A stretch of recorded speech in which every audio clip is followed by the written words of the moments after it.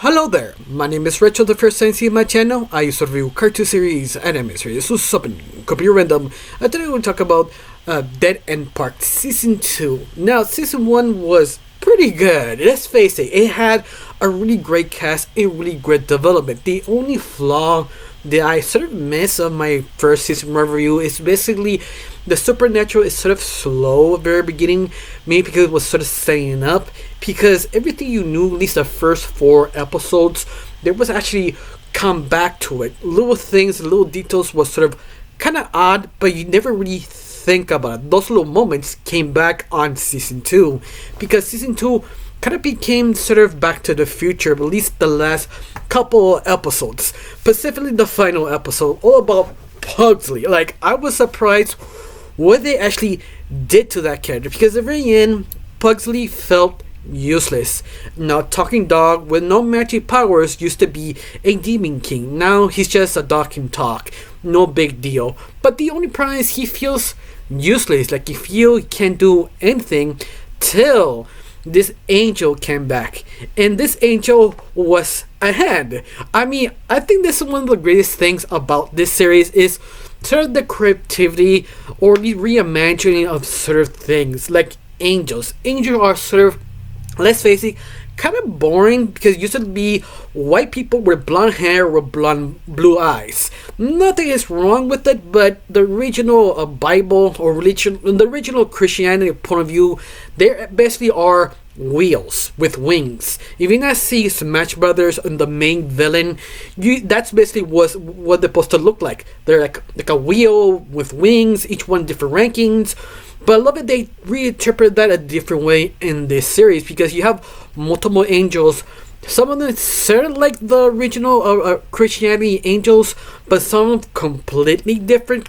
Like Fingers, he was there to help Pugsley to push his power. He know he still had power, so he had basically trained him. But Fingers was kind of creepy, but at the same time very creative, like how he moves, turns. Like, basically, he's just one long arm, like connected to something that we don't know what we saw. I mean, it's so quick.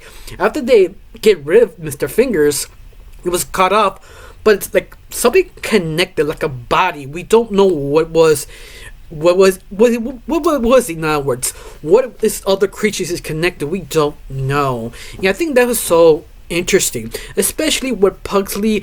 You find out he was sort of the watcher, the one who basically is the law, jury, executioner about everyone. Of course, he's not the highest ranking, he's just the watcher. He's the creature who watch everyone, the one who stick in the rules. But you know more about the lore, about what is important about the Watcher. The Watcher is set everybody in the rules, specifically demons, because demons don't have rules. Technically they did, in fact, because of the angels, they did became more kind of rule-ish. They have their own kings and demons, but the reason they exist is because the angels, they keep pushing them.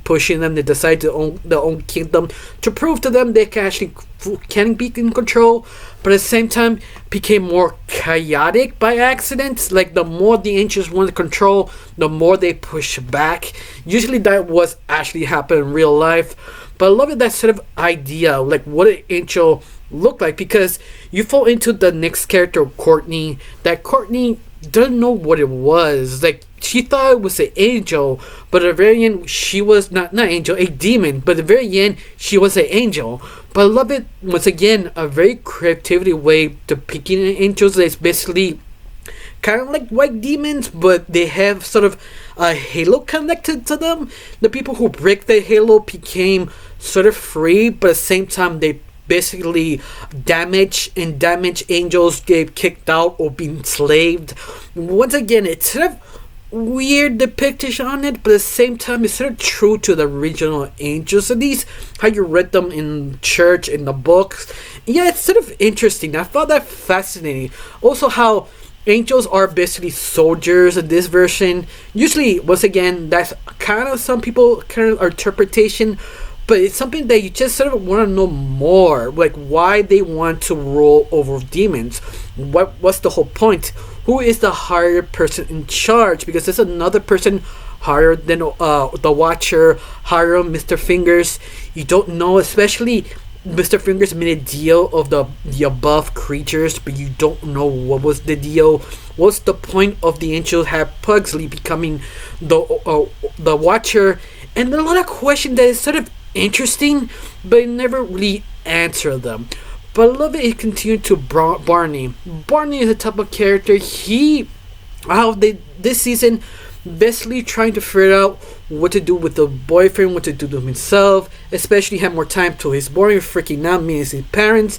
It's one of the things that sort of kind of basic, but I love it. They made it sort of interesting in a way that make it a supernatural twist. Like they made the parents of Barney and his boyfriend, but did a very creepy, creative, and interesting. And that's sort of hard to do because every time they made the main lead as a couple, they really don't know what to do with them. Yeah, it's true. I mean, you go any other different TV series, video game, comic book, they usually are kind of boring. They fall into, oh, they fly a lot, but without any reason. This version, you understand why Barney act a certain way, why he sort of could be jealous of a boyfriend, and vice versa to the boyfriend because he feels they're not adequate enough for the other partner. But once again, they give it that sort of deepness and understanding that many other shows sort of fail sometimes. Let's face it, it's not a lot of shows can actually make the main couple interesting without forcing them to fight. And I think that's why it's making it so special, that sort of uniqueness. Now you also have Courtney, Norma, there we go, I'm so sorry. Norma is one of those characters I felt they move up to her rankings. Like, she made herself more important, more in depth, especially how her lives kind of fall apart. Her idol portrayed her.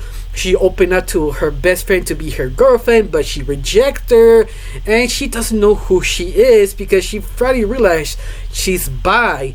And on top of all this, she did not tell her mom that she also could be gay or straight. And I found that sort of fascinating because usually that everybody's gay because it's a gay cartoon, but realistically that's sort of lying to yourself. I mean, it's so fine you do that, but I feel it'd be more realistic if they made her like this way. Like, yes, not everything is like a fairy tale.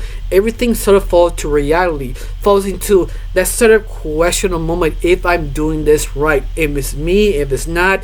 It's just so overwhelming, but true to Norma as a character. And I think that's what's so special about it. It's just you understand why she have this sort of situation that she needs to talk to someone who is not a friend or a family member, just sort of a co-worker. Yeah, I love about that. She opened up by a close co-worker, and you just felt her emotions, her feelings, her insecurities, and that was pretty great. You understand her so well.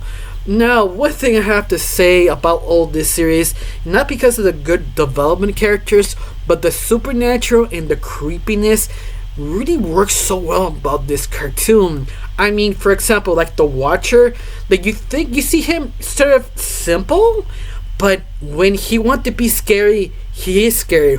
Or Fingers, another angel type of character that his very simple design make him so creepy. I was sort of fascinated how they keep doing this without even trying. Even the designs are kind of simple, but they make it work. They don't need to rely on atmosphere that much to be creepy. Maybe because how they draw is sort of unsettling. I don't know how they keep doing that, but they just keep making it work. But I love it all. Everything is what happened to Pugsley. Like, he find out he was the Watcher. He decided to sacrifice himself to save his family. And that was sort of deep. I have to admit, it was sort of rushed because all the time traveling thing, but it works. But I even felt that I just kind of cried afterwards. I mean, I don't know, did you cry? Because I did. But at the same time, it was well executed. Yes, that's the thing. This season 2 sort of aware what's wrong on season 1, the pacing. And I feel this season understood that and completely fix it. Even Darlene was sort of fixed in a way that she was sort of not really the threat. She was sort of became a friend-ish or frenemy in a way that she also helped out. But it's sort of that question mark, what happened next? Because there was supposed to be a war versus angels and demons, cliche, but done so heartfelt, so sad. You just want to cry because no one wins.